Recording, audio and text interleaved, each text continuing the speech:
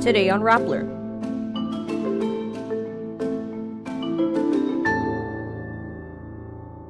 More than 41,000 candidates vying for over 18,000 local positions officially start campaigning. U.S. Defense Secretary Pete Hegseth says deterrence is crucial in the Philippines due to threats from China.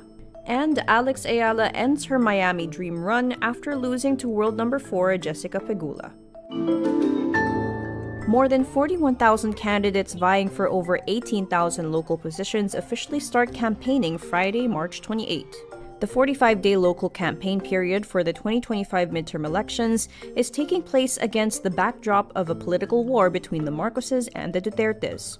With former President Rodrigo Duterte detained at the International Criminal Court in The Hague and his daughter, Vice President Sara Duterte, facing an impeachment trial under the presidency of Ferdinand Marcos Jr., theirs is a feud with wide-ranging implications for local races and beyond. In Manila, an Okta survey shows Isko Moreno enjoys a majority lead over his rivals, including former ally Manila Mayor Honey Lacuna. In Marikina, broken alliances shape the local race, with the Chodoros and Quimbos vying for the top local posts. In Pasig, the rivalry is shaping up to be good governance versus big business, with Vico Soto seeking to win his third and last term versus candidate Sara Discaya, the owner of a construction company. In Laguna, the issue of healthcare was front and center, as gubernatorial candidates in Laguna courted voters.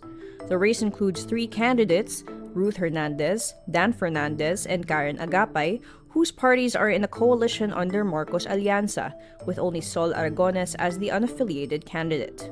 In Naga City, pink sets the tone for the proclamation rally of former Vice President and Naga City mayoral candidate Lenny Robredo. In Bacolod, the 6.5 billion peso loan of Mayor Albi Benitez's administration emerges as a major election issue. In Capiz, Paulo Rojas, son of former Interior Secretary Mar Rojas, who is running for the 1st District, leads the One Capiz coalition as it kicks off its local election campaign with a caravan across Rojas City. And in Davao City, hometown of the Dutertes, instead of local campaigns, the birthday of the former president dominates the scene and almost fills up 2 major roads. U.S. Defense Secretary Pete Hegseth says on Friday, March 28, that deterrence is crucial in the Philippines and the region, quote, considering the threats from the communist Chinese. Hegseth says, quote, peace through strength is a very real thing, during a courtesy call with President Ferdinand Marcos Jr. at Malacanang, his first visit to the Philippines as defense chief. Friends need to stand shoulder to shoulder to deter conflict, to ensure that there's free navigation, whether you call it the South China Sea or the West Philippine Sea. Hegseth also mentions a phone conversation with Trump, saying the U.S. president, quote, thinks very fondly of this great country, is very committed to the alliance. He adds, he and I both want to express the ironclad commitment we have to the partnership, economically, militarily.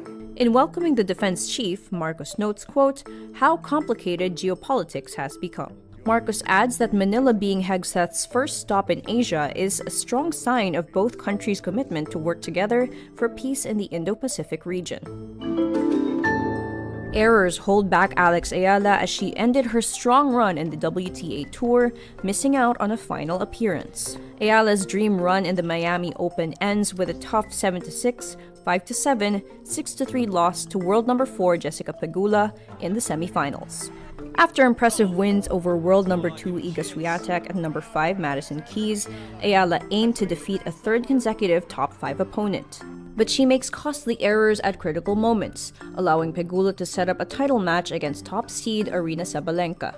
Eala lost a big lead in the first set and struggled with her signature forehand in the final set, allowing 31-year-old Pegula to reach her first Miami Open singles final. The Filipina teen made 59 unforced errors, 6 of which came in the last 2 games as she ran out of energy after a strong comeback in the second set. Despite the loss, Eala makes history as the first Filipino tennis player to reach the Final 4 of a WTA 1000 event. Eala climbed to rank 75 from world number 140 after beating world number 25 Jelena Ostapenko, 2025 Australian Open champion Madison Keys, and world number 2 Iga Swiatek. And that's today's wrap. I'm Michelle Abad. Thank you for watching. Click the link below for the full story. Follow us on Rappler's YouTube, Facebook, X, Instagram, and TikTok.